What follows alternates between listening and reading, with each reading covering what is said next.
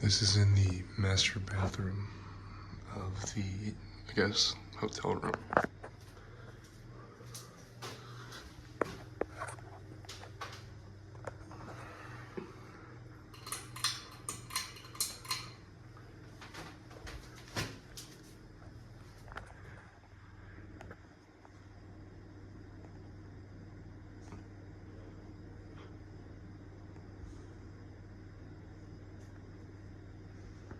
This is also the only bathroom in the entire unit, so this one gets used regularly.